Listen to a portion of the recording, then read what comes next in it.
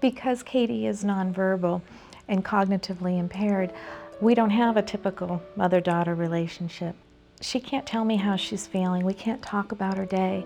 So I had to learn how to rely upon her facial expressions and her body language to figure out what was going on with her.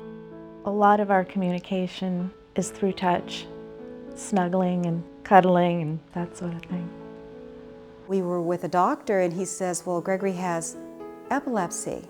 Fear struck me. I fell apart because it was so scary, because epilepsy means seizures that don't go away. You just have them. So I became proactive because I'm going to stop the seizures and I will do this. I will find a cure.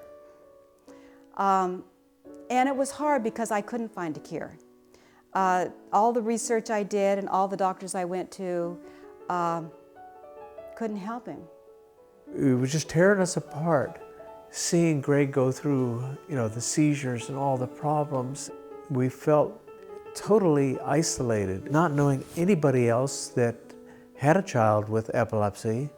It's the constant worrying. It's the constant, where is this going to be?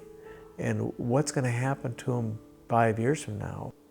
When you're a parent of a child with special needs, you watch other families with typical kids, and it's kind of hard sometimes because Jeremy doesn't have the same communication that, that other 5-year-olds have. So it's hard to watch the interactions and then watch Jeremy on the sidelines and to know that that's probably reality.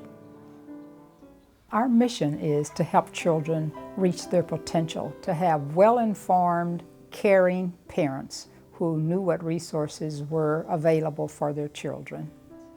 Families often feel isolated when they have a child with special needs. They often feel like no one else understands unless it's someone who has been there. And that's why it was so important for this to be a parent-directed organization. There's nothing like having this experience and talking to someone who's had this experience that breaks that isolation.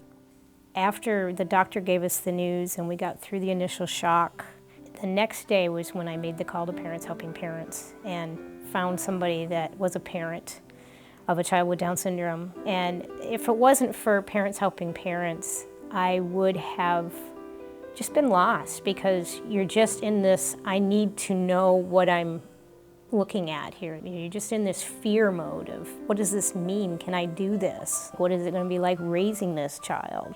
All kinds of questions that if we didn't have a resource such as Parents Helping Parents to give us that sense of security by talking to other parents, and other parents can say, hey, my child's doing this, and my child's doing that, and my child's doing that, and and you find out, hey, it's going to be okay. Before we found PHP, we were struggling to get the information we needed. I had looked into other services and had been told, no, we didn't qualify for this, we didn't qualify for that. They didn't answer those types of questions. When I called PHP, things changed. I mean, they were so welcoming. They listened to my story, to Katie's story. They asked how they could help. And it was the first time I really felt like somebody cared. Somebody was going to be there for us. We knew that the PHP was a community that would accept and embrace Katie, regardless of her disabilities, as well as us, her family. One of the best things that we do, and one of my goals, was that parents would be empowered. And we empower them through basically 3 main things: support, information, and training. We have a library that has all kinds of books and pamphlets and information, and experienced parents for them to talk to. They need support so they can fall in love with their child and so that they can be in an emotional state to learn and to grow. Then they will come and they will take trainings, and they really gain the power from being involved with other people who have a passion for individuals with special needs. Here was a group of parents like ourselves that said, we can't do it for you, but we all have this box of goods that we share. Each one of us puts something into it so we can all share. And the more people who can put their ideas and thoughts into it and what they found, the more we're all going to have to use from. You've got to learn how to talk for your child. I didn't used to fight for any of my children's rights. I didn't know how to do that, and PHP has helped me get there, giving me the tools to advocate for him, because you can't have somebody come in and help you each time, because you've got to just get out there and do it. And the nice thing with PHP, you go to them and they will get you in touch with all sorts of things that help your child globally, which you don't get anyplace else. You get a person handling this little bit of your child and that little bit of child, but nothing that connects. PHP connects it all. That is what's so incredible about them. If we hadn't have found PHP, we wouldn't have been as successful parenting Katie as we have been, or I'd like to believe we've been. Our family wouldn't have been as strong as we are now. Through PHP, we have learned so many skills and gotten so much of the information that has helped us to care for Katie in the best way we can. Parents Helping Parents really is a family to us. We have created this network of support and friendships through here that are going to be strong, and that we are walking with each other. And I think that that's a support system that will never go away.